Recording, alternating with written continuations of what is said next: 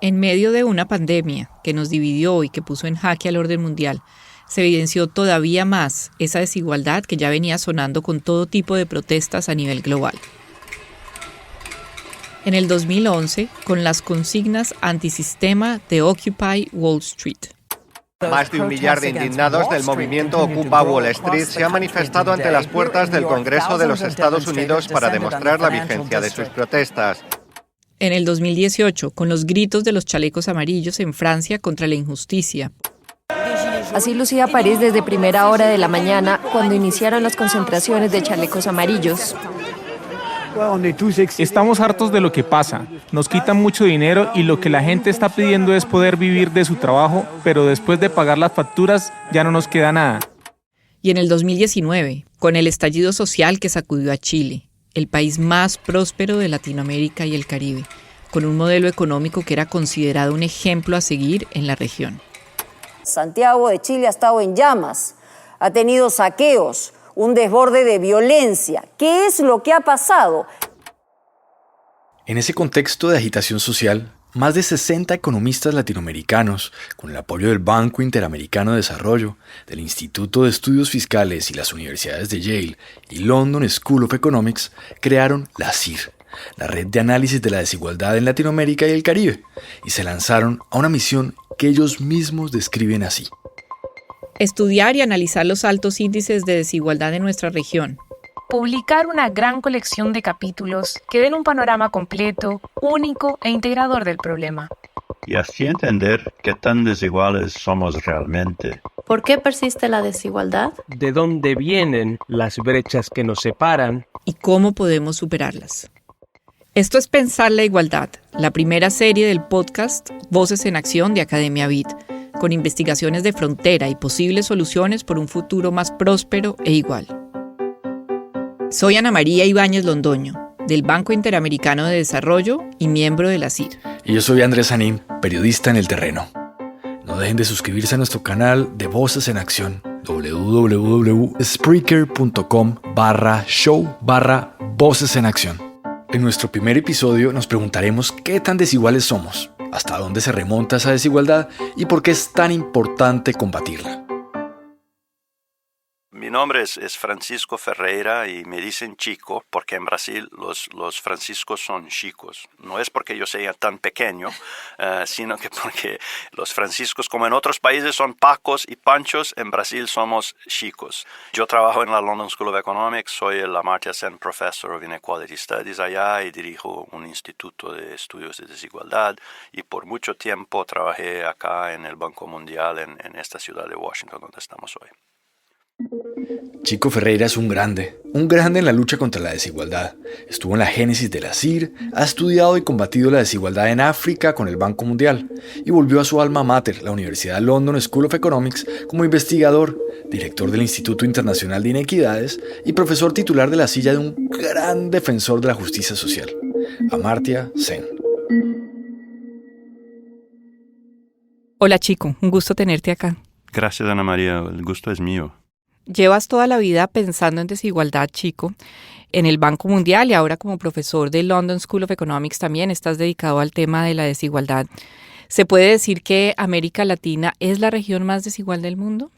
Sí, bueno, desafortunadamente Latinoamérica sí es una de las dos regiones más desiguales del mundo, ¿no? Siempre hemos dicho que es la más desigual, pero un poco eso es porque medimos nuestra desigualdad mirando al ingreso de los hogares, mientras, por ejemplo, en África muchas veces miran al gasto con consumo. Si miráramos al gasto con consumo en las dos regiones, como se puede hacer, se ve que Latinoamérica y África están muy cerca, pero son de hecho las dos más desiguales. Y no por coincidencia las que se desarrollan más despacio también, me parece. Además de ser un deber moral luchar contra la desigualdad, ¿por qué es importante en términos de crecimiento económico o en términos de desarrollo económico luchar contra la desigualdad? Yo creo que por dos razones, ¿no? Una es el hecho de que cuando hay mucha desigualdad de ingreso, digamos, o de riqueza, también hay desigualdad en las oportunidades que tienen los niños. Hay ahí, yo siempre me gustaba decir cuando enseñaba eso en Río, que miren ahí a las favelas arriba en la montaña, y lo que vemos son niños que pudieran muchos haber sido, no sé, cientistas, profesionales médicos, o sea, gente que contribuirá mucho más al país de lo que logran hacer, ¿no? Y entonces eso no es malo solo para ellos, también es malo para el país, porque opera con un grupo de gente con una calidad humana menor de lo que podría ser. Entonces, una parte es esa, el desperdicio del potencial humano que la desigualdad implica, el desperdicio de las oportunidades de los niños. Lo otro es, y eso se ha estudiado bastante en el caso de Latinoamérica, como tú sabes, Ana María, que es el efecto que tiene la desigualdad sobre las instituciones. Entonces, todo el trabajo, por ejemplo, de Stanley Engerman y Kenneth Sokolov, que miraron, por ejemplo, al efecto que ha tenido desde el principio, desde los tiempos coloniales, la esclavitud en la parte, Brasil y el Caribe, o la dominación y la explotación de los pueblos indígenas, como pasó ahora en muchos países de los Andes, ¿no? Esto generó una desigualdad de poder, una desigualdad de influencia política, que generó instituciones capturadas por esa élite, y eso se transmitía de tiempos en tiempos, desde los tiempos coloniales hasta hoy, con cambios de naturaleza, pero siempre unas instituciones trabajando para los que tenían todo, y no para la masa de desposeídos. Chico creció en Brasil, uno de los países más desiguales de una de las regiones más desiguales del mundo. Muy pronto empezó a sentir que algo fallaba en un mundo donde unos tenemos oportunidades hasta de pensar en la desigualdad y otros apenas tienen lo suficiente para sobrevivir. ¿Por qué estudias tú la desigualdad? Quiero entender un poquito más esa decisión personal y cómo te sientes cuando estás estudiando todos estos temas. Sí, yo creo que eso empezó para mí a ser un tema importante exactamente cuando era un niño en São Paulo y tuve la suerte de haber nacido en una familia. Mis padres eran educados y teníamos recursos y fui a una buena escuela. Y de hecho me acuerdo de ver a niños de mi edad, cuando yo iba a mi escuela, que estaban en las calles vendiendo chiclets o limpiando el vidrio de los autos, ¿no? Como todos vemos en Latinoamérica, ¿no? Yo me acuerdo un día de pensar, ¿por qué ese niño que tenía mi edad estaba del otro lado del vidrio del carro y yo estaba donde yo estaba? Y de alguna manera ya me daba cuenta entonces que las vidas de los dos serían muy distintas, sin nada tener que ver con la culpa de uno o el mérito del otro, sino que simplemente por su origen. Y eso me parecía injusto. Después aprendí que además de injusto tenía otras consecuencias, pero en el primer momento fue una sensación de injusticia, una sensación de que estas sociedades no estaban bien si generaban estos extremos opuestos desde tan temprano en la vida de una persona. Y bueno, de ahí después tuve la suerte de estudiar con gente que estudiaba ese tema, la LSI, donde yo también, además de enseñar allá hoy, yo fui estudiante ahí. Y aún en la época de los fines de los 80 y los principios de los 90, cuando la desigualdad no era un gran tema en economía como es hoy, ¿no? No había todavía Piketty, Stiglitz no había escrito sus libros sobre ese tema. Volvía en el fines de los 90 un poco el tema, pero antes no. Pero la LSI era un poco una excepción donde había mucha gente estudiando eso, entonces yo tuve la suerte de poder seguir por ese camino por allá. Libros como El Capital de Piketty, protestas como las de Occupy Wall Street y un informe que prepararon varios expertos en Inglaterra sobre la desigualdad rompieron parte de la resistencia que ha existido para hablar con cifras de un tema que sigue siendo muy sensible. El origen de la CIR tiene que ver con la confluencia de dos factores, creo. Uno era el deterioro en la situación de desigualdad que ya veníamos estudiando, que vino de la pandemia y que se manifestaba en las protestas sociales. Eso por un lado. Y por otro lado, bueno, entonces vimos que un proyecto muy interesante que se estaba haciendo en Inglaterra, que era el Deaton Review de desigualdad en Inglaterra y después, bueno, lo expandieron a Estados Unidos y Europa, ¿no? El mundo del occidente desarrollado, digamos. Pero la Deaton Review tenía un otro modelo, que era juntar a 15 personas que tenían mucha experiencia en diferentes aspectos del tema de desigualdad y ponerlas como un panel a hablar de los problemas y a intentar entenderlas de manera más holística, de manera más integrada, a través de comisionar trabajos de gente, tener las discusiones entre los autores y el panel, entre los miembros del panel, todo un proceso de, digamos, comprenderle de una manera más integrada y más abrangente, ¿no? Eso es lo que queríamos hacer con la CIR para Latinoamérica. Entonces, 2 de nuestros miembros también son miembros del Deaton Review, ¿no? Horacio Atanasio y Richard Blandeo. Y pensamos que es una manera interesante de traer los conocimientos, las perspectivas, las habilidades de investigación y las perspectivas de diferentes personas juntas, trabajando en conjunto, no con el objetivo de publicar un trabajo, sino que integrar el conocimiento que tenemos de diferentes aspectos de eso. Y yo creo que de ahí nació la CIR y tú lo sabes muy bien porque estabas en el principio de todo eso también. Desde finales de los años 90 hasta el 2014, la región tuvo razones para el optimismo. La desigualdad y la pobreza cayeron de manera sostenida, en gran parte por un boom de las materias primas, por la expansión de la educación y por el efecto de las transferencias condicionadas a familias de bajos recursos. En eso fuimos pioneros.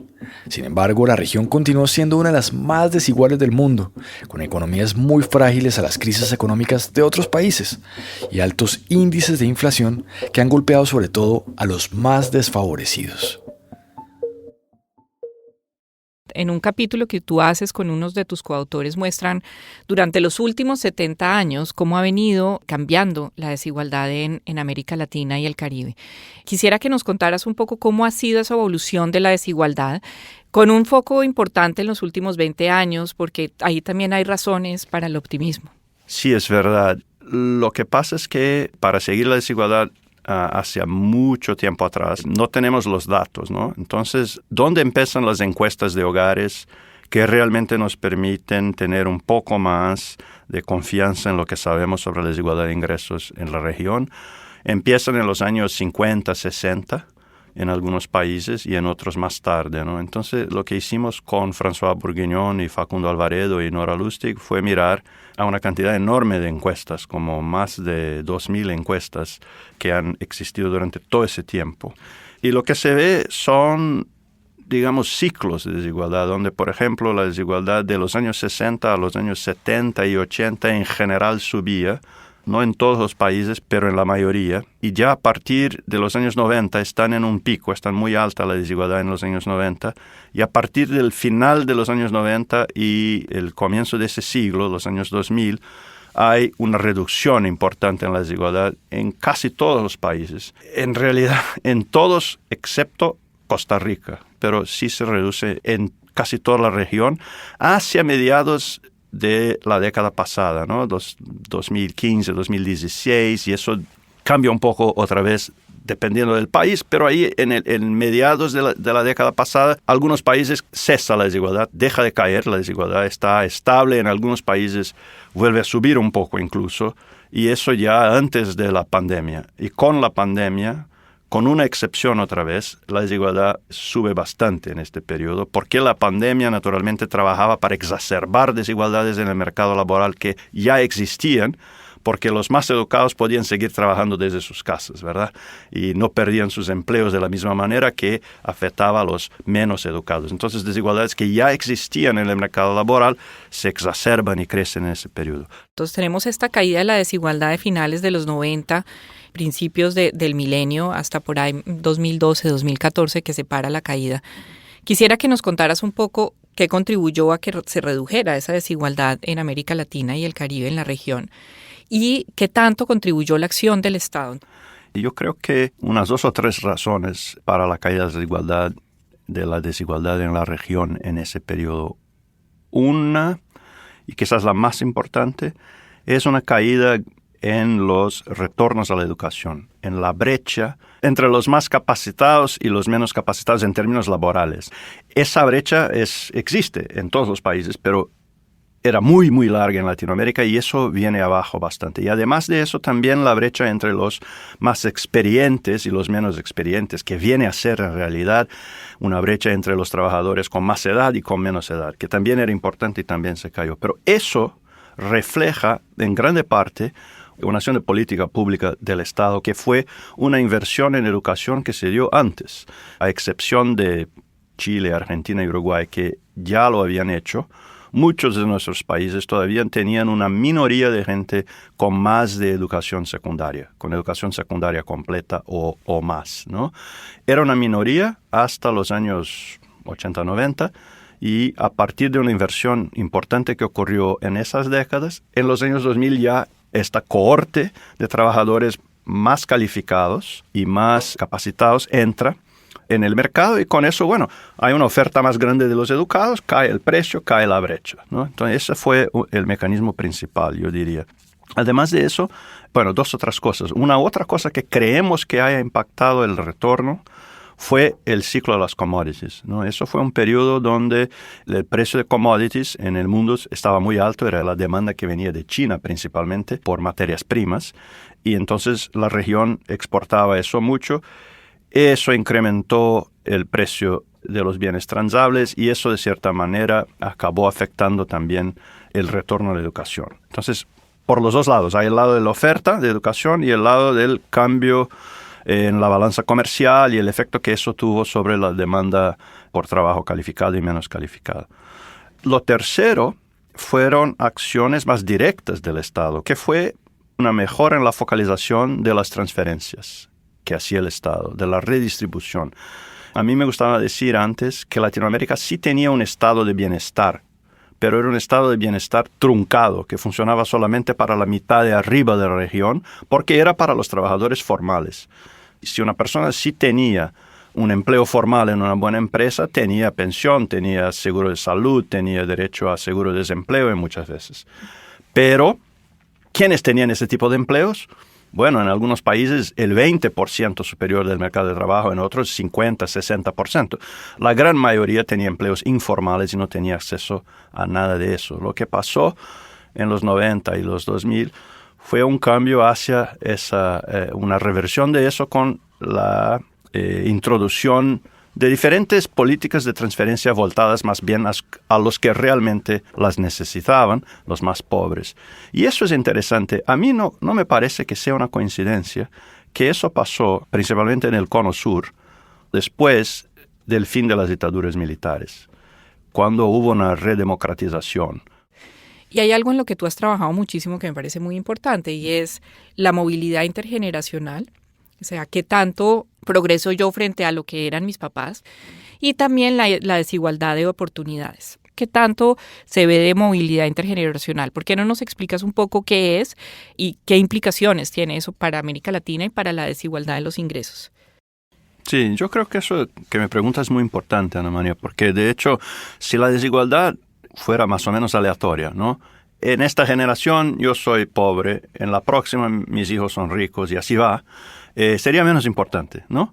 Lo que realmente es malo, es costoso, es injusto, es que hay una persistencia. Las dinastías se mantienen, los hijos de los más ricos siguen más ricos y los hijos de los más pobres siguen más pobres. Hay cambios, pero pocos, y sabemos que en nuestra región menos que en otras. La persistencia en Latinoamérica es muy fuerte. Y lo mismo pasa con la desigualdad de oportunidades, que es una otra manera de mirar a la movilidad. Entonces, en este trabajo que hicimos para ese proyecto de la CIR, nos dimos cuenta que para 9 países para los cuales tenemos datos que nos permiten mirar eso, en promedio, mitad de la desigualdad de ingreso de una generación hoy en Latinoamérica se explica por características heredadas de los padres. La educación de los padres, la ocupación de los padres, la raza que una persona tiene, el lugar donde nació. Si uno pone y mira estas variables, que son pocas, eso explica mitad de la desigualdad total en los países. Yo me he dado cuenta a lo largo de estos años de investigación en ese tema que la familia, que es una institución muy importante y a la cual todos nosotros dedicamos mucho de nuestro tiempo y esfuerzo y amor a los niños, ¿no? Termina por ser una máquina de reproducción de desigualdad, porque los que podemos dar más, damos más, y los que quieren dar mucho, pero tienen menos calificación ellos mismos, menos recursos, acaban por poder darle menos oportunidades a sus hijos, y esa es la manera en la cual eso se reproduce de manera desafortunadamente muy fuerte. Pero, chico, eso es un poco desesperanzador, ¿no? Porque si Más la mitad o más de la mitad de la desigualdad de ingresos se explica por estos factores heredados. Ahí la acción de la sociedad y del Estado puede ser muy poca. ¿Qué podemos hacer para que yo no herede el estatus socioeconómico de mis padres y para que mis hijos no vayan a heredar mi estatus socioeconómico? Y para que una persona promedio en América Latina no tenga que vivir lo que vivieron sus padres. Esa es la pregunta, yo creo. Y déjeme empezar por dos caminos distintos. Uno es que cuando uno mira, de hecho, a la fuerza que tiene la familia, al efecto que los mercados tienen de exacerbar, de ampliar las desigualdades que la familia crea, uno piensa que el Estado tendría que hacer muchísimo y que va a ser difícil, ¿no? Pero existen países, por ejemplo, Eslovenia, la República Checa, los países escandinavos, Holanda, Bélgica, donde tanto la desigualdad de ingresos hoy como la persistencia son relativamente bajas. No es que no existan problemas, pero son, la persistencia, ¿no? Son relativamente bajas. La movilidad es más alta. Entonces hay algo que esos estados lograron hacer. Y entonces no es que no exista ninguna esperanza, ¿no? Claro que no es tampoco decir, bueno, lo que tenemos que hacer es ser como Holanda, porque eso no funciona de esa manera. Pero una lección que creo que sí tenemos de ahí es que la desigualdad de hoy, la cantidad de desigualdad que tenemos entre las familias, es importante para explicar la persistencia. Entonces las transferencias hoy, las transferencias de ingresos y riqueza entre las familias en esta generación, pueden afectar lo que va a pasar, porque uno da más recursos a las familias más pobres. No es que las familias más pobres no quieren ayudar a sus hijos y darles oportunidades, todo lo contrario. Lo que pasa es que tienen pocos recursos. Con más recursos podrían hacer más. Y eso no va a pasar de la noche para el día. Según datos de la OCDE previos a la pandemia, mientras en los países nórdicos una persona tardaría 2 o 3 generaciones en salir de la pobreza, en Brasil, por ejemplo, se demorarían 9 generaciones y en Colombia 11, es decir, más de 300 años. Fuimos a Times Square en Nueva York para ver cómo piensan y viven la desigualdad todos esos migrantes que dejaron nuestros países en busca de mejores oportunidades. ¿Cómo te llamas? María. María, ¿de dónde vienes? De Ecuador. De Ecuador. ¿Cómo es la desigualdad en Ecuador? ¿Cómo la percibes? Mucho desigualdad, sí. De 1 a 10, ¿cuánto dirías que es? Unos 7. Muy alta. Sí, muy alta, sí. Muy alta. Porque está muy mal Ecuador. ¿Y qué lo ves mal? Porque el gobierno las cosas están muy caros y el trabajo que uno gana no alcanza para sobrevivir. Uno se gana bien poquito y las cosas están bien caras y ya no se puede abastecer para los gastos. Entonces vinimos acá. ¿Ya no alcanzaba? No alcanzaba. ¿De dónde vienes? Dominicano. De Dominicana. ¿Qué tan desigual es República Dominicana? No se siente tanto la desigualdad. En Dominicana es muy unido, dependiendo desde qué punto de vista tú veas la desigualdad. ¿A qué te refieres cuando hablas de...? Económica, racial, no. oportunidades. Quizás, como en todas partes, un poco... Seguimos aquí en Nueva York buscando personas de Latinoamérica que nos hablen de la desigualdad. Pero la gente trabaja mucho y no tiene ni tiempo de hablar de ese tema. Hola, ¿hablas español? ¿Perdón? Unas preguntitas sobre la desigualdad en Latinoamérica. ¿Cómo te llamas? Jesús. Jesús, ¿de dónde vienes? De Perú. ¿Vives acá? En New Jersey. En New Jersey. ¿Cómo es la desigualdad en Perú? ¿Muy alta, bajita? De 1 a 10, ¿cómo la medirías? Del 5, del 1 al 10, al 5. 5, la mitad. ¿Y aquí en Estados Unidos? Bueno, acá en Estados Unidos depende siempre de uno, no pedir ayuda a nadie. ¿Pero en general más alta o más bajita que en... ¿Dónde hay más oportunidades también? Más oportunidades hay acá, pero la ayuda acá depende de uno, no pedir ayuda a nadie. Se puede. Hasta antes de la pandemia, nuestra región venía creciendo, así fuera modestamente y mucho menos que antes. El acceso a la educación superior se había duplicado desde 1990. La mayoría de estados dejaban las dictaduras en el pasado. Teníamos gobiernos más grandes y un modelo como el de Chile parecía ser el camino a seguir. Entre Entre el 90 y el 2000, su economía creció más de un 6% al año. La pobreza bajó del 39 al 8%. La expectativa de vida subió hasta los 80 años. Y los estudiantes matriculados en la educación superior pasaron de 250.000 a 1.2 millones. Titular de hoy, economía chilena sorprende en enero, yo diría a casi todos, al crecer un 0,4% y cortar entonces 4 meses de caída, producto de este aterrizaje de una economía que se sobrecalentó y que hubo que apretar el cinturón con la tasa de interés. Sin embargo, en octubre del 2019, unos meses antes de la pandemia global, cerca de 1.200.000 personas, aproximadamente el 6.4% de la población chilena, salieron a las calles a protestar contra un sistema que mostró sus grietas. Chile, el llamado paraíso latinoamericano, definido reiteradamente como uno de los países más estables de la región, es ahora mismo un hervidero de tensión. ¿Qué pasó en Chile? ¿Por qué se dieron estas protestas? ¿Fueron realmente justos estos reclamos? ¿Qué crees que pasó ahí? Esa es otra excelente pregunta, porque yo creo que no es tan fácil identificar exactamente lo que pasó ahí. Mucha gente en el momento de las protestas en Chile ponía la culpa en la desigualdad, ¿no? Y de hecho es un país muy desigual y yo creo que la desigualdad sí tenía mucho que ver. Como decíamos antes, la desigualdad seguía cayendo en Chile. Lo que a mí me sugiere una cosa, y es una hipótesis nomás, que yo llamo de la paradoja de Tocqueville. Tocqueville era el cientista social francés que estudió mucho la revolución en Estados Unidos y todo eso. Y él decía que en algunos momentos lo que pasa es que el progreso social por sí mismo incrementa la demanda por más progreso social y que disminuciones en la injusticia crean más demanda por justicia. O sea, de cierta manera, cuando las cosas están mejorando, la gente ve cuán malas todavía están. Él lo vio en Estados Unidos y yo creo que lo mismo podemos ver un poco en Chile, donde, por ejemplo, una parte importante, yo no tengo los datos específicos, los estudios, pero la impresión que uno tiene es que una parte importante de los que participaron de manera muy activa en el inicio de las protestas en Chile eran estudiantes universitarios, muchos de ellos de primera generación. Gente cuyos padres y madres no habían ido a la universidad y que ellos sí estaban en la universidad, pero veían que la universidad donde ellos estaban era de menor calidad que la universidad donde estaban los ricos, en la Universidad de Chile, Universidad Católica, y veían que todavía el sistema estaba sesgado. Parece un poco complacente decir que fueron víctimas de su propio suceso en Chile, pero yo creo que el hecho de que estaba todo mejorando, pero todavía seguía muy incompleto. La gente veía que la desigualdad estaba ahí, pero ahora podía verlo porque estaba con la cabeza arriba del nivel del agua. Yo estaba pensando si lo que sucedió es que llegaron hasta un punto, ¿cierto? Se dio la educación, se educaron en la universidad, pero como que se toparon con un techo que no les permitió seguir progresando. Y eso lo mencionan ustedes en uno de los capítulos de la serie, es que mayor educación no necesariamente se está traduciendo en mayor ingreso.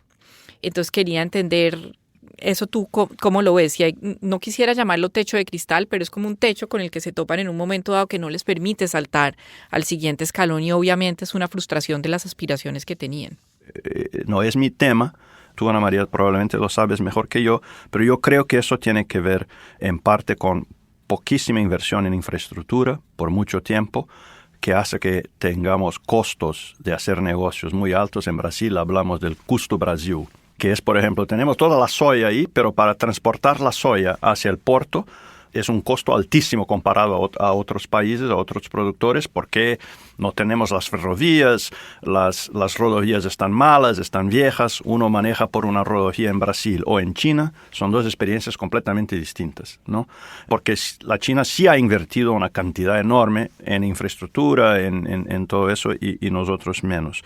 Entonces hay distintas cosas, pero es decir, no es posible transformar las ganancias de educación en ganancias de ingreso sin resolver el problema de la baja productividad que tenemos en la región. Entonces, no basta decir yo voy a hacer solamente educación de niños, educación temprana y salud, porque a mí me importa el social, a mí no me importan las cosas de infraestructura.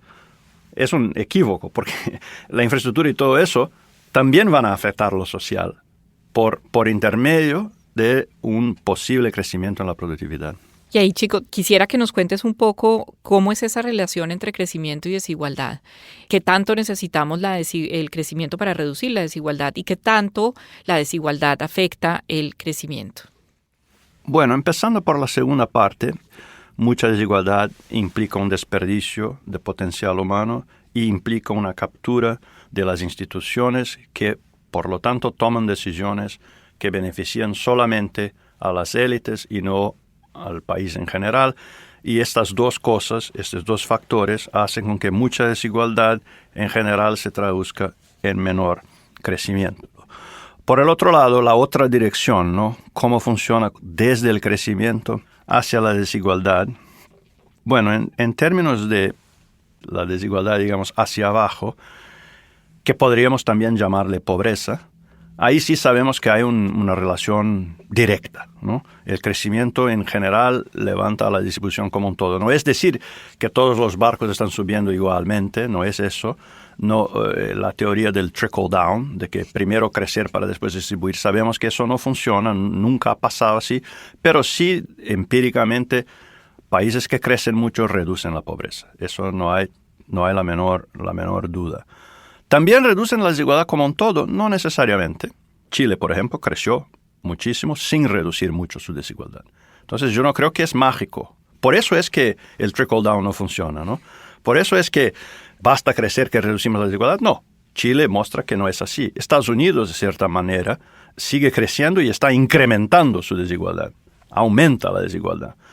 Entre el crecimiento y la desigualdad directamente, del crecimiento hacia la desigualdad, no hay, creo, una relación mecánica. Otra vez, el ejemplo de Estados Unidos hoy o de Chile nos muestra que no es automático. Entonces, yo creo que si abstraímos un poco de la diferencia entre desigualdad y pobreza y hablamos de bienestar social de una manera un poco más general, sí el crecimiento es necesario para incrementar el bienestar social de un país en desarrollo.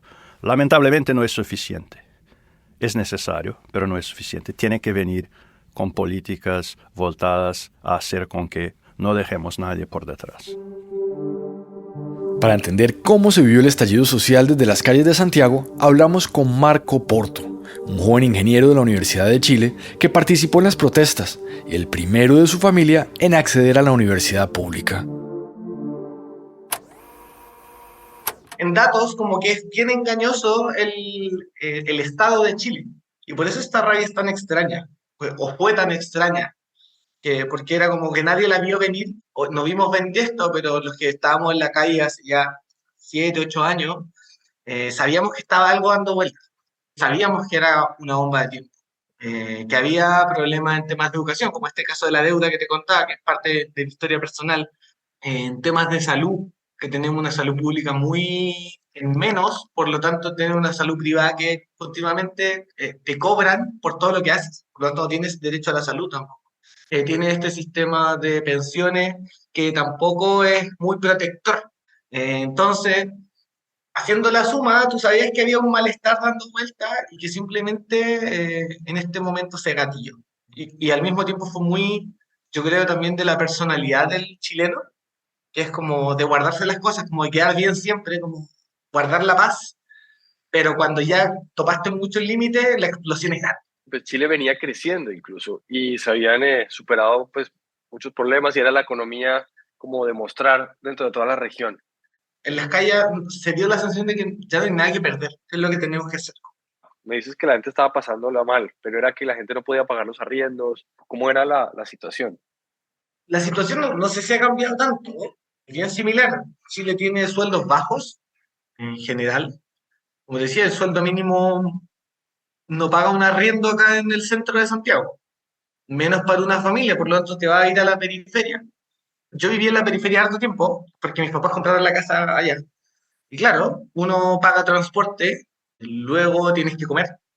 Si quieres tener una familia, esta idea del sueño de la casa propia, que es muy propio, como tal vez de Latinoamérica, si te va lo suficientemente bien, entras a una universidad relativamente buena, y esa universidad relativamente buena te da ciertas cosas, pero no te da todo, no te da ese sueño hoy, no te está alcanzando para ese sueño hoy día, en ningún caso. De hecho, yo tengo como un buen pasar por esto de la carrera, el empleo que tengo, pero al mismo tiempo uno se da cuenta que no es capaz de vivirlo todo. A priori el sentimiento actual, o que uno conversa con sus familiares, es que la vida es desigual. Y esa desigualdad es la que yo creo que generó este momento. Como te decía, es una acumulación de distintos factores. La academia, más allá de los números, tiene que también vincularse en la experiencia. Si al final son las experiencias y las emociones de las personas las que transforman cosas. Solo unos meses después del estallido social en Chile, se sumaron los efectos de una pandemia global que nos mostró la desigualdad de una forma muy cruda, con gente sacando trapos rojos por la ventana para pedir comida en Colombia, con los gobiernos buscando recursos para auxiliar a los más necesitados y reanimar la economía, y con estallidos sociales en Colombia y otros países de la región. Los trapos rojos comenzaron a verse nuevamente colgados en las ventanas y puertas de las casas. Estallaron las protestas en Colombia en medio de un paro nacional realizado en contra. Con una excepción otra vez, la desigualdad sube bastante en este periodo porque la pandemia naturalmente trabajaba para exacerbar desigualdades en el mercado laboral que ya existían, porque los más educados podían seguir trabajando desde sus casas, ¿verdad? Y no perdían sus empleos de la misma manera que afectaba a los menos educados. La excepción interesante es Brasil, donde sí hay un aumento de la desigualdad en el ingreso laboral, pero las transferencias monetarias de emergencia, el auxilio emergencial en Brasil, fue tan grande, tan fuerte, que en términos de ingreso disponible, ¿no?, en ingreso final de la familia, del hogar, hay una caída de la desigualdad en el 2020-2021. Y después ya luego, cuando cesa el auxilio, esa reducción creemos que se va, no tenemos todos los datos todavía, pero creemos que esa reducción no se mantiene. La desigualdad no ocurrió por la pandemia, pero mostró que algunos de nuestros avances eran aún muy frágiles. De manera general, el viento que nos venía por detrás se había parado. Eso, yo creo, es una de las razones por las cuales, aún donde las cosas mejoraban menos, mejoraban más despacio que en otros, antes de la pandemia. Y la pandemia, bueno, fue el choque que ya discutimos un poco, un choque de salud, de mortalidad, de ingresos, que fue brutal y que es el efecto futuro que va a tener a través de la pérdida de 1 o 2 años de educación para toda una cohorte, ¿no? El efecto educacional fue brutal. Hoy día hay estudios acá en el BID, en el Banco Mundial, en otros lugares, que muestran que a lo mejor los niños no aprendieron nada y en muchos casos se olvidaron. Y otra vez, la excepción son los niños más ricos, que tenían escuelas mejores, que tenían internet mejor, que tenían computadoras en la casa, que tenían los padres ayudando, ¿no? Entonces, fue un efecto otra vez poner en turbo, ¿no?, de supercharge, las desigualdades que ya teníamos se exacerbaron con eso. Y el efecto de eso de la educación se va a ver por mucho tiempo, porque esos niños, desafortunadamente, eso no va a desaparecer, lo van a cargar consigo por mucho tiempo y vamos a ver los efectos en sus trayectorias laborales posteriores, principalmente aquellos de familias menos favorecidas que tuvieron las pérdidas más grandes, en que en algunos casos abandonaron a la escuela, y en esos casos la pérdida es muy grande. Y lo que me parece aún más grave es que no parecemos estar totalmente conscientes. Hay varios estudios ya que muestran que los niños perdieron 1 año, 2 años de educación y que eso va a tener unos efectos importantes sobre sus futuros laborales y sus capacidades de generar ingresos. También además va a ser algo que ya habíamos discutido, Chico, y es que esas herencias se vuelvan cada vez más fuertes. Yo sé que eso no es una pregunta, pero eso me preocupa mucho. No es una pregunta, es una reflexión. Una perspectiva con la cual estoy totalmente de acuerdo, Ana María. Yo creo que lo que es difícil hay muchos estudios de evaluación de impacto de lo que funciona y lo que no funciona en educación, ¿no? Y desafortunadamente las cosas más fáciles, darles a las escuelas algo, ponerles televisión, darles a los niños computadora o un iPad o lo que sea, desafortunadamente vemos que eso por sí solo no ayuda tanto. ¿Qué es lo que ayuda más? ¿Qué es lo que los varios estudios de políticas educativas, de acciones, de intervenciones educativas nos muestran? Es lo que cambia la pedagogía, la calidad de la relación maestro-alumno. Y esto, otra vez, desafortunadamente, es lo difícil. Eso no se gana de un día para el otro. Eso no es que el gobierno diga, bueno, le voy a poner más $1 billón o $1 billón de pesos o de reales o lo que sea, y ya el año que viene va a estar mejor. No, porque entrenar a los maestros, seleccionar a los maestros de otra manera, es difícil, pero deberíamos intentarlo y deberíamos ver que el suceso de la educación viene principalmente de maestros mejores, con entrenamiento para tener las prácticas pedagógicas que hemos visto que sí tienen un efecto. Por ahí debería ser. Y otra vez, el tema político o de cohesión social, el tema de la adhesión social ahí es importante porque no es una cosa que un gobierno pueda decir, lo voy a empezar hoy y con eso voy a ganar las elecciones en 5 años. Porque todo eso toma tiempo. Entonces tiene que ser un proyecto de sociedad, un proyecto del país, y que el gobierno lo haga y que la gente lo entienda sin necesariamente esperar que los resultados salgan hasta las próximas elecciones, ¿no? Tener una radiografía de la desigualdad, de sus causas y de cómo combatirla de forma efectiva es tan importante como mirarse al espejo para empezar a tomar decisiones y hacer consensos para mejorar y exigir cambios. No se pierdan nuestro próximo episodio de Pensar la Igualdad. Nos preguntaremos qué tanto nos marca la familia y el lugar en el que nacemos, y qué tanto ese hecho del azar aumenta la desigualdad que viviremos. Pensar la Igualdad es una serie del podcast Voces en Acción. No dejen de suscribirse a nuestro canal de Voces en Acción, www.spreaker.com/show/Voces en Acción. Este episodio fue posible gracias a la coordinación general de Adela Barrios Sarmiento, a la producción ejecutiva de Fernanda Cámara, a la supervisión editorial de Pablo Bachelet y a las contribuciones de Ana Libisch, Diana Champi, Sergio González y Enrique Sandoval. Dirige Ana María Ibáñez Londoño. Los libretos y reportería son de Andrés Sanín, con edición de Valentina Contreras y fact-checking de Juliana Quigua.